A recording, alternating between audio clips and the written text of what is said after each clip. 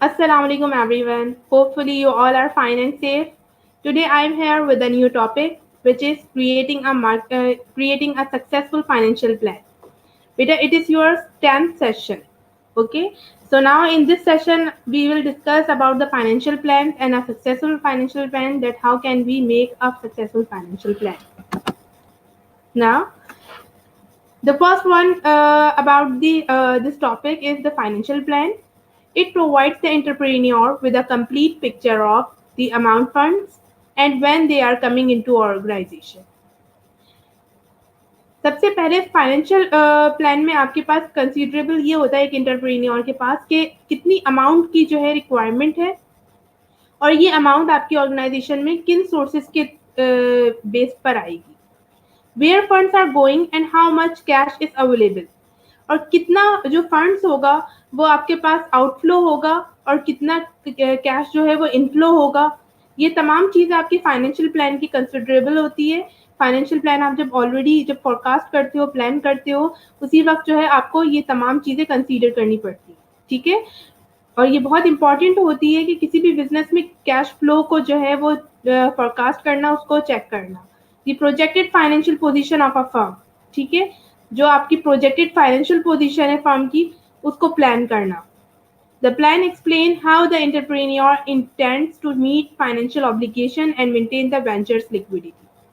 ये जो प्लान होता है ये किस लिए हेल्पफुल होता है, ताकि एंटरप्रेन्योर्स जो हैं उनको पहले से पता चल जाए कि उनकी कितनी जो है लायबिलिटीज हैं और उनके पास कितना कैश जो है वो अवेलेबल है, लिक्विडिटी आपके पास अवेलेबल है to meet that particular liabilities और ऑब्लिगेशंस। ठीक है, ऐसा ना हो कि आपने कोई प्लानिंग ना की हुई हो फाइनेंशियली और during the year you have need of liquidity and there is no way to get that liquidity to meet your obligations or your liabilities. So first thing is that you have to maintain your financial plan, you have to forecast your financial plan, and you must be able to meet your obligation by your own liquidity of your business.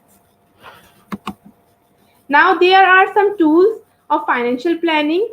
They are income statement, cash flow forecasting, and balance sheet. Beta, in accounting, you know about it. That what are they? Income statement क्या होती है, cash flow forecasting क्या होती है और balance sheet क्या होती है. Let me explain it to you one by one in detail. Now there is the income statement. You can see this picture.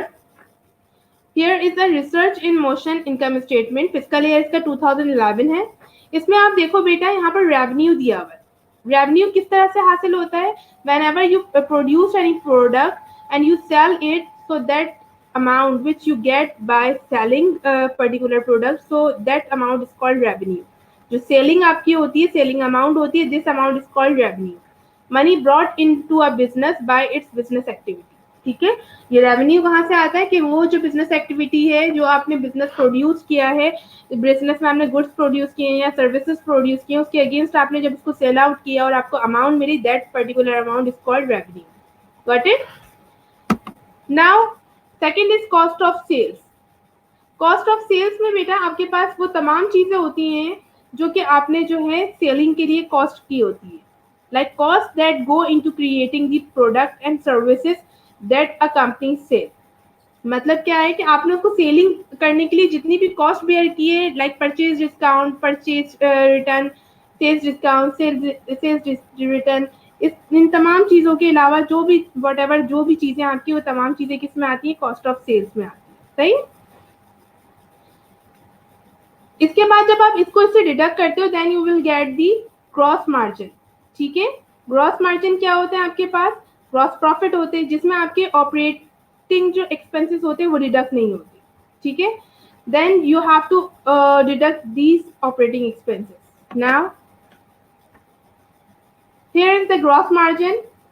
Gross margin क्या होता है? जब आप रेवेन्यूज को माइनस करते हो कॉस्ट ऑफ सेल से, then you will get the gross margin. That in this picture you can see that there is the revenue of $19,907 and cost of sales, जो आपने ये बेचा है प्रोडक्ट, कोई पर्टिकुलर प्रोडक्ट, उसकी फिगर ये है. देन उसमें जो आपको कॉस्ट लगी थी वो $11,082 लगी थी और जब आपने इनको डिडक्ट किया तो आपके पास ग्रॉस प्रॉफिट जो आया वो $8,825 आया। ठीक है। Now I am going to talk about the operating expenses. Business cost not related to the producing goods and services for sale. ये वो कॉस्ट होती है जब आप वो गुड्स या सर्विसेज प्रोड्यूस कर रहे होते हो तो during that activity time the cost which are incurred in your organization, this is called operating expenses. ठीक है। तो इनमें क्या आती है? Research and development, selling general and administrative expenses, amortization. ठीक है। इस टाइप के एक्सपेंसेस जो आते हैं इनको आप ऐड करोगे और चूंकि ये भी एक्सपेंसेस हैं इनको भी आपको जो है पे ऑफ करना है, सो दैट्स वाई आपको ये सब ऐड करके ग्रॉस मार्जिन से इसको डिडक्ट करना हो। ठीक है। When you less it then you will get the income from operation. Here about the research and development expenses, activities with the intention of making or discovery that can lead to a new or improved product. ये जो research and development का जो आपका expense होता है ये क्यों जाता है बेटा? ये इसलिए क्रिएट किया जाता है क्योंकि ताकि आप जो भी प्रोडक्ट बना रहे हो उसकी ऑलरेडी रिसर्च हो, ताकि आप एक इनोवेटिव प्रोडक्ट को जो है वो इंट्रोड्यूस करवाओ मार्केट में। ठीक है। तो इसलिए ये एक्सपेंस भी बहुत इंपॉर्टेंट है। Then selling, general and administrative expenses are also very important because आपने प्रोडक्ट को प्रोड्यूस कर लिया, उसके बाद आपको उसको सेल भी करना है, इसके अलावा उसकी एडवर्टाइजमेंट भी करनी है और इसके अलावा डिफरेंट ऑफिसेस बनाने हैं ताकि वहाँ पर से लोग आपके प्रोडक्ट को जो है वो स्पॉन्सर कर सकें। उसके लिए एडमिनिस्ट्रेटिव स्टाफ चाहिए होता है, उनके एक्सपेंसेस चाहिए होते हैं। ठीक है। तो it is also important expense. Now amortization, deduction of capital expenses over a period of time. ठीक है। अमोर्टाइजेशन क्या है? ये डेप्रिसिएशन जो होता है बेटा, एक्चुअली डेप्रिसिएशन जो होती है वो एक्सपेंसेस होते हैं जो आपका कैपिटल होता है उसकी जो अमाउंट आपकी जो टाइम टू टाइम डिक्रीज हो रही होती है, that declining value is called depreciation expense. ठीक है। Now when you deduct all these expenses as an operating expenses from the gross margin, then you will get the income from operation. ठीक है। तो बेटा ये इनफ नहीं होती, इसके बाद जो है ये नेट प्रॉफिट आपका नहीं है, because after this you have to add the income from investment and taxes. ठीक है। जो टैक्सेस आपने पे ऑफ करने होते हैं वो आपने जो लाइबिलिटी ली हुई है आपने अपनी फाइनेंसिंग करने के लिए उस लाइबिलिटी को पे ऑफ करने के लिए जो टैक्सेस पे करने होंगे आपको, इसके अलावा आपको इनकम जो भी आप अर्न कर रहे हो वो जो है ये तमाम चीजें आपको जो है बैलेंस करके उसके बाद फिर you will get the net income. So this is the taxes and the next after deducting it you can get the net income. Okay. So it is the income statement of your. Now I am going to explain you the statement of cash flow.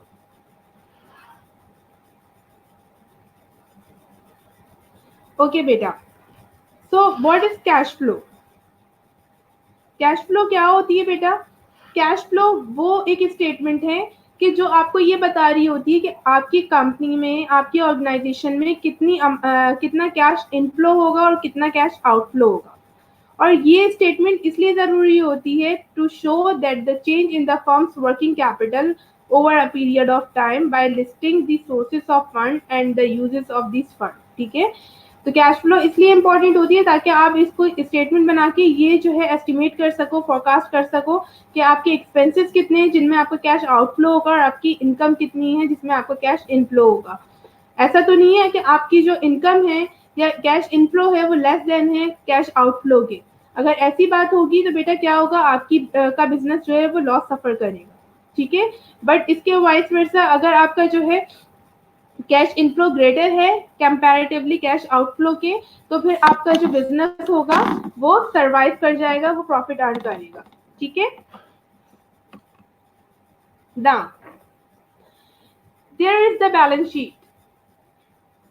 Beta, balance sheet is the third one financial statements tool which is used to evaluate the asset, liability and owner equity. ठीक है। अच्छा, मैं इससे पहले आपको एक बात बता दूं कि as you know that there are 5 heads of account. ठीक है। आपको पता है कि हमारे पास कितने हेड्स ऑफ अकाउंट है? 5 हेड्स ऑफ अकाउंट। ठीक है। Assets, liabilities, capital, revenue, income and expenditures या एक्सपेंसेस। ठीक है। तो उन 5 हेड्स ऑफ अकाउंट में से 3 हेड ऑफ अकाउंट जो है वो आपकी बैलेंस शीट में इन्वॉल्व हैं, that are assets, liabilities and owner's equity like capital. ठीक है। और जो रेस्ट ऑफ द 2 है, एक्सपेंसेस एंड रेवेन्यू, वो कहाँ पर इन्वॉल्व होते हैं? वो इनकम स्टेटमेंट में होते हैं। ठीक है। कि आपके जो भी वट एवर रेवेन्यू है, आपने जो भी इनकम अर्न की है, उसमें से तमाम एक्सपेंसेस को माइनस करने के बाद यू गेट द प्रॉफिट और लॉस। ठीक है। अब बैलेंस शीट है, यहाँ पर बैलेंस शीट में आप देखो ये इक्वेशन है, accounting equation, assets is equals to liability plus owner's equity. ठीक है। अब आप इसका कॉन्सेप्ट देखो तो आपको पता चले कि फर्स्ट ऑफ ऑल के एसेट्स जो है वो जो है एक करंट एसेट होता है और एक होता है हमारे पास फिक्स्ड एसेट। जो बेटा करंट एसेट होता है, it has the useful life less than 1 year और इक्वल टू 1 ईयर। ठीक है। But for the fixed asset it has the useful life more than 1 year. ठीक है। इसी तरीके से मैं अगर लाइबिलिटीज पे आऊं तो liabilities have also 2 parts, the current liability and long term liability. ठीक है। जो करंट लाइबिलिटी होती है इट हैज टू पे विद इन अ ईयर। ठीक है। और जो लॉन्ग टर्म लाइबिलिटी होती है इसकी जो पेमेंट होती है you can pay it after 1 year. सही है। या मोर देन 1 ईयर होती है इसकी जो लिमिट होती है। अब एसेट्स, जो करंट एसेट्स होते हैं बेटा, उनमें कौन कौन से एसेट्स आते हैं आपके? जो आपके पास कैश होता है बिजनेस में, एंटरप्रेन्योर्स के पास इन हैंड हो या बैंक हो, वो आ जाता है। इसके अलावा अकाउंट रिसीवेबल्स आ रहे होते हैं। ठीक है। अकाउंट रिसीवेबल्स वो होते हैं जो कि आपने अपनी ट्रेडिंग की होती है ऑन क्रेडिट, तो you have to pay, you have to receive amount after selling something on credit, so that amount is called account receivable। ठीक है। इसके अलावा डिफरेंट मर्चेंडाइज इन्वेंट्रीज आ जाती हैं आपकी। इसके अलावा प्रीपेड, जो भी अमाउंट आपने ऑलरेडी पेड किया हुआ है वो अमाउंट जो है वो करंट एसेट्स में लाई करती है। ठीक है। ऑफिस सप्लाईज लाई कर रहे होते हैं and any other receivables also lie in current assets account. ठीक है। Then fixed account, fixed assets आते हैं। फिक्स्ड एसेट्स में वो तमाम एसेट्स होते हैं जिनकी लाइफ मोर देन 1 ईयर होती है, स्पेशली ये जो होते हैं आपकी फर्नीचर, बिल्डिंग, कार्स, इस टाइप की चीजें होती हैं जिन पे डेप्रिसिएशन चार्ज होता है। ठीक है। तो इन तमाम चीजों पे क्या हो रहा है? डेप्रिसिएशन चार्ज हो रहा होता है और इस वजह से जो है ये फिक्स्ड एसेट होते हैं। ठीक है। अच्छा, हमेशा याद रखिएगा कि लैंड पे कभी भी डेप्रिसिएशन चार्ज नहीं होता। ठीक है। रेस्ट ऑफ द लैंड, बाकी जो तमाम चीजें हैं उन पे क्या होता है? डेप्रिसिएशन चार्ज होता है। ठीक है। इसके बाद आती है ओनर्स इक्विटी। सही है। अच्छा, एक और चीज ये कि जैसे आपको पता है कि सोर्सेस ऑफ फाइनेंस हमारे पास 2 वेज होते हैं, जिसके डेट फाइनेंसिंग होती है और इक्विटी फाइनेंसिंग होती है। जो डेट फाइनेंसिंग होती है वो लाइबिलिटी पोर्शन पे आएगी, लॉन्ग टर्म लाइबिलिटी पोर्शन पे, और जो इक्विटी फाइनेंसिंग होती है वो हमारी ओनर्स इक्विटी पे आती है। ठीक है। डेट फाइनेंसिंग हम इस तरह से कर सकते हैं कि कंपनी अपने बॉन्ड्स जो हैं या डेबेंचर्स जो हैं वो जब इश्यू करती है तो उसके अगेंस्ट जो पैसे लेती है तो ये प्रॉमिस करती है कि for the specific time period they will pay you the interest, fix interest for that debentures और बॉन्ड्स। ठीक है। और ओनर्स इक्विटी में क्या होता है कि जब कंपनी अपने शेयर्स ऑफर करती है तो फिर वो कोई प्रॉमिस इस तरह का नहीं करती कि वो इंटरेस्ट, फिक्स इंटरेस्ट रेट पे करेगी, जस्ट बल्कि अगर प्रॉफिट होगा बिजनेस को तो वो अपने शेयर होल्डर्स को जो है डिविडेंड देगी, ये प्रॉमिस होता है। ठीक है। फर्दर ये कि ओनर्स इक्विटी में जो शेयर्स इशू करते हैं 2 टाइप्स के होते हैं, एक प्रेफरेंस शेयर होता है, एक ऑर्डिनरी शेयर्स होते हैं। जो प्रेफरेंस शेयर होता है बेटा वो शेयर्स होते हैं, जैसे नाम से आपको पता चल रहा है प्रेफरेंस शेयर है वो, तो उसमें क्या होता है? प्रेफरेंस होती है। प्रेफरेंस किस टाइप की होती है कि अगर कंपनी को प्रॉफिट होता है तो वो अपने शेयर होल्डर को जब डिविडेंड देगी एज एन प्रॉफिट, तो वो सबसे पहले किसको डिस्ट्रीब्यूट करेगी? प्रेफर्ड शेयर होल्डर्स को। ठीक है। उसके बाद जो है अगर बचेगा तो फिर वो ऑर्डिनरी शेयर होल्डर्स को जो है वो डिस्ट्रीब्यूट करेगी। सही है, profit. So in this way, I can say it that there are 2 sources of financing: debt financing and equity financing. Debt financing lie on liability head and equity financing lie on capital head. ठीक है। तो balance sheet आपको समझ में आ गई होगी। अच्छा, ये देख लीजिए आप कि जब भी आप लाइबिलिटीज और ओनर्स इक्विटी यानी डेट फाइनेंसिंग और इक्विटी फाइनेंसिंग को ऐड करोगे, देन वो इक्वल होगी किसके, आपके एसेट के इक्वल होगी। ठीक है, तो आप ये समझ सकते हो कि एसेट जो है वो किसके इक्वल है, जब आपकी लाइबिलिटीज और आपकी जो कैपिटल है दोनों को जब ऐड करेंगे, सम अप करेंगे, वो इक्वल होगा आपके एसेट के। ठीक है। अच्छा, इसमें एक और सिनेरियो है for the financial planning.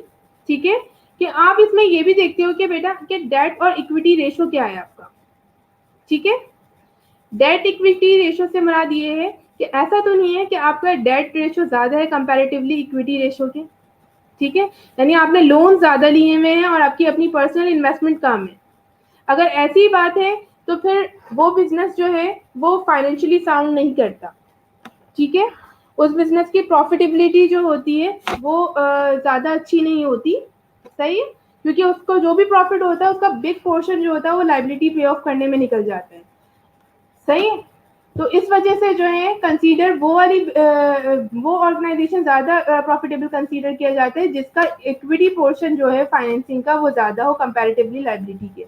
Liability यानी डेट फाइनेंसिंग जितनी कम से कम होगी वो उतना अच्छा बिजनेस होगा, बिकॉज उसका जो भी प्रॉफिट होगा उसकी लाइबिलिटीज पे ऑफ करने में उसकी प्रॉफिट जो है वो वेस्ट नहीं होगा, बल्कि उसने अपनी पर्सनल जब कैपिटल इन्वेस्टमेंट की होगी तो वो उस प्रॉफिट से जो है वो इंजॉय करेगा।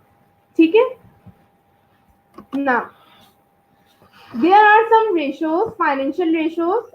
ठीक है, तो फर्स्ट कैटेगरी इसकी है लिक्विडिटी रेशो की। बेटा लिक्विडिटी का मतलब आपको पता है क्या होता है? लिक्विडिटी का मतलब ये होता है कि every time you have the money to pay और to for the transaction purpose. ठीक है, आपकी कंपनी के पास लिक्विडिटी हर वक्त अवेलेबल हो। ठीक है, for the meeting the expenses. So the liquidity ratio or financial ratio that measures a company's ability to pay both short and long-term obligation. Common liquidity ratio are include the following. ठीक है, अब वो बता रहे हैं आपको कि liquidity ratio जो होता है फाइनेंशियल रेशो उसमें वो रेशो होता है कि जो आपको जो है एबिलिटी देता है कि आप अपने शॉर्ट टर्म और लॉन्ग टर्म दोनों लाइबिलिटीज को पे ऑफ कर सको। ठीक है, लिक्विडिटी इन सिंपल लैंग्वेज कहा जा सकता है कि आपके पास ऑन हैंड कैश होना जरूरी है। ठीक है, so the first one financial ratio is the current ratio. The current ratio measures a company's ability to pay off short-term liabilities with current assets. ठीक है, जो करंट रेशो है वो आपके कंपनी का शॉर्ट टर्म लाइबिलिटीज जो होती हैं जो विद इन 1 ईयर पे ऑफ करनी होती हैं वो लाइबिलिटीज पे ऑफ करने में मददगार होती है। ठीक है, यानी अगर किसी कंपनी का जो है करंट रेशो जो है वो अच्छा है तो इसका मतलब क्या है, यानी इसका करंट एसेट ज्यादा है कंपैरेटिवली करंट लाइबिलिटी के। सही है, यानी इसकी करंट एसेट्स जो है वो इतने ज्यादा इनफ है कि वो अर्न करके इसकी लाइबिलिटी को पे ऑफ कर सकते हैं। ठीक है, here is the formula, current ratio is equals to current assets divided by current liabilities. Okay, now the second one is asset test ratio. बेटा asset test ratio is measures a company's ability to pay off short term liabilities with quick assets. ठीक है, अब ये quick assets क्या होते हैं? बेटा quick assets में क्या कौन कौन से एसेट्स आते हैं? जो करंट एसेट्स होते हैं उनमें से अगर हम इन्वेंट्रीज मर्चेंडाइज इन्वेंट्रीज को लेस कर दें then we will get the quick assets. ठीक है, as you see here is the formula, asset test ratio is equals to current assets minus inventories divided by current liabilities. ठीक है, तो इसका मतलब क्या हुआ कि क्विक टेस्ट रेशो वो रेशो होते हैं जो और इजीली लिक्विडिटी आपको जो है वो अवेलेबल करके देते हैं, क्योंकि इन्वेंट्रीज को टाइम लगता है सेल आउट होने में, then you will get the money, but after deducting the inventories whatever the amount you have it is the quick amount, quick assets. ठीक है, and you when you divide it with the current liability so you will be able to pay off your short term liabilities. ठीक है, now the another one is the cash ratio. Cash ratio measures a company's ability to pay of short term liabilities with cash and cash equivalent. ठीक है, अब यहाँ पर वो बात करें कैश और कैश इक्विवेलेंट की, यानी यहाँ पर अब वो बाकी भी किसी चीज की बात नहीं कर रहे। तो यहाँ पर कैश रेशो में का फॉर्मूला दिया हुआ है कि cash ratio is equal to cash and equivalent of cash divided by current liability. ठीक है. Now the fourth one is operating cash flow ratio. ठीक है. Operating cash flow ratio is a measure of the number of times a company can pay off current liability with the cash generated in a given period. ठीक है. वो आपको number of time बता रही होती है कि आप कितने टाइम्स में जो है करंट लाइबिलिटी अपनी पे ऑफ कर सकते हो. So here is the formula. Operating cash flow ratio is equal to operating cash flow divided by current liability. ठीक है. तो ये आपको बताती है कि आप कितने नंबर ऑफ टाइम्स में अपनी लाइबिलिटीज को पे ऑफ कर रहे हैं. Got it. Now the second one is leverage financial ratios. First one कौन सा था? लिक्विडिटी था. Second is leverage financial ratio. Leverage ratio measures the amount of capital that comes from date.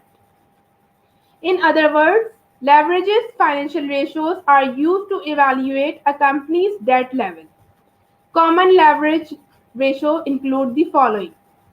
अब जो लेवरेज रेशियोज है वो आपको ये बताते हैं कि आपके बिजनेस में जो भी कैपिटल इन्वेस्टमेंट हुई है इसमें कितना परसेंटेज आपका डेट है. ठीक है. कितना आपके पास जो है वो लायबिलिटी आपने उसमें से ली हुई है ये आपको शो करती है. So the first formula is about the debt ratio. It measures the relative amount of company's asset that are provided from debt. ठीक है. तो क्या होता है इसका फॉर्मूला कि डेट रेशियो में से total liability divided by total assets.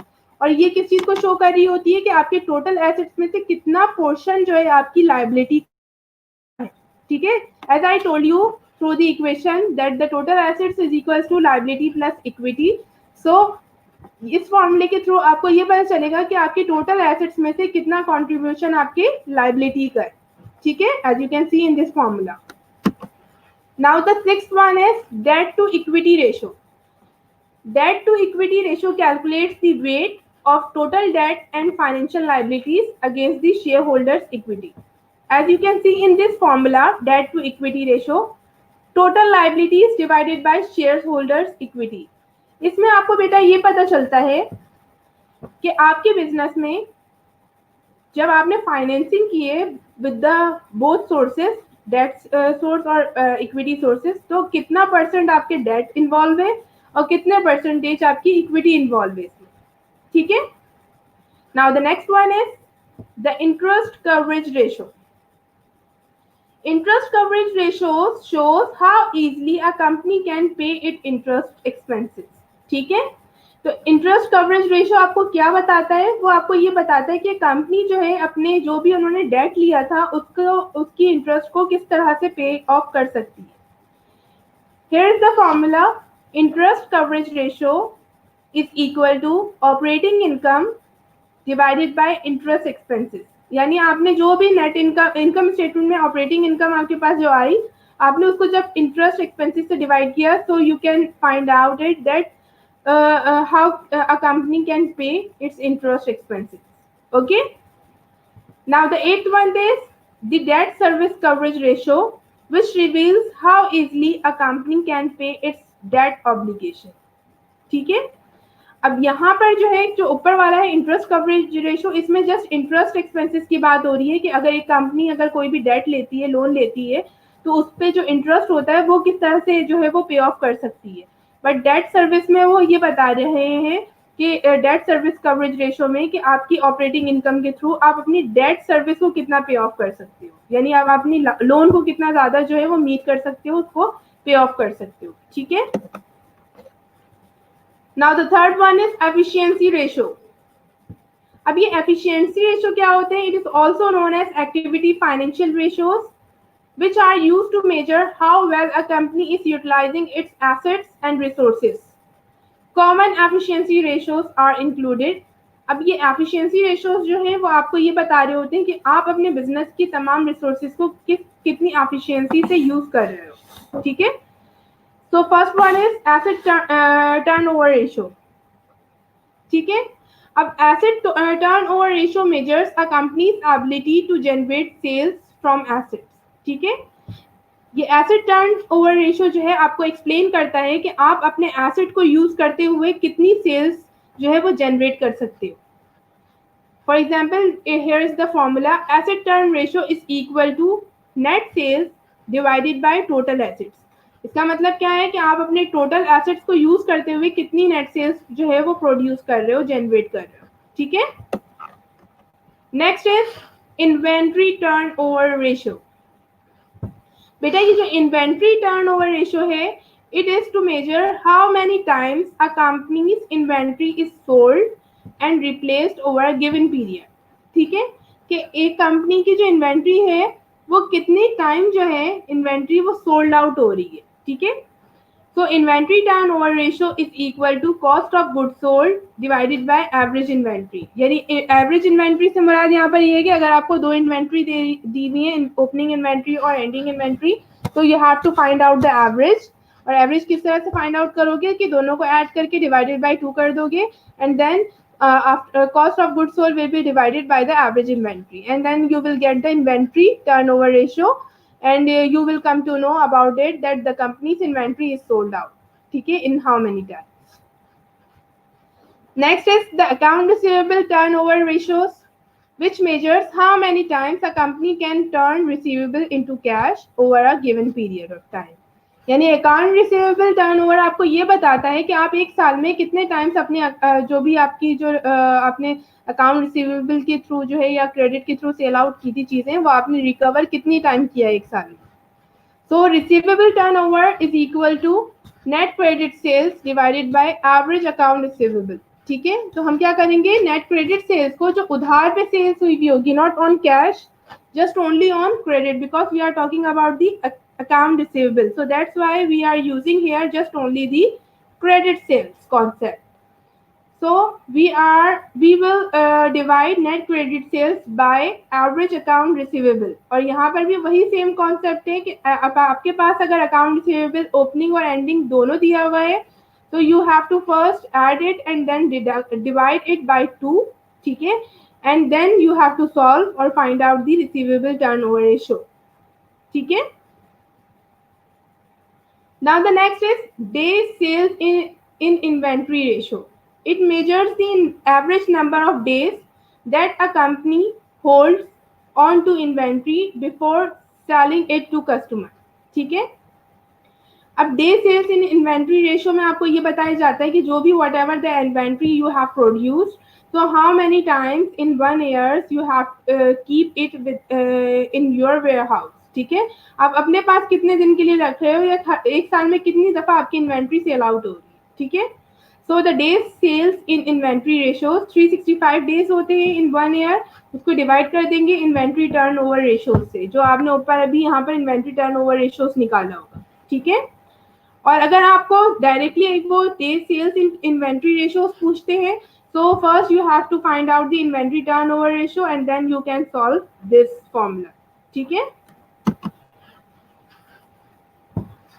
Now the another one is profitability ratio.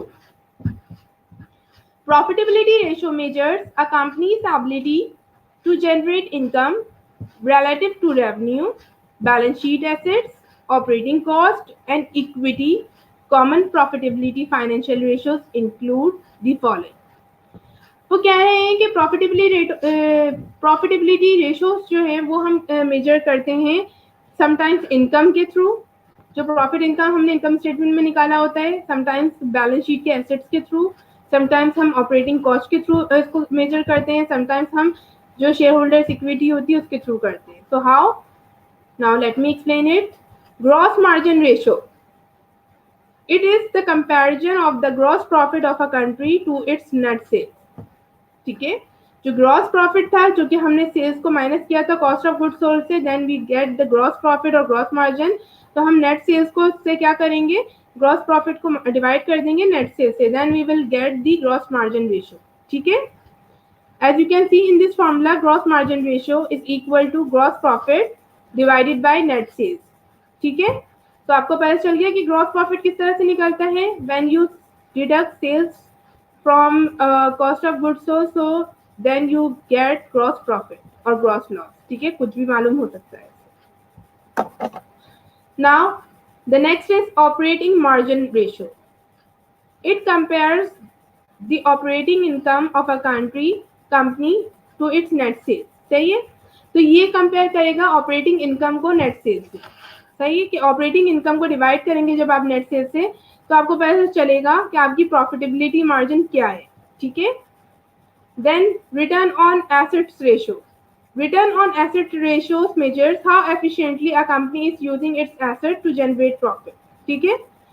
तो रिटर्न ऑन एसेट्स रेशियो आपको ये बताता है कि आपकी कंपनी ने एसेट्स को कितनी एफिशिएंटली यूटिलाइज किया है कि आपने जो प्रॉफिट जो है अर्न किया. So here is the formula. Return on assets ratio is equal to net income divided by total assets.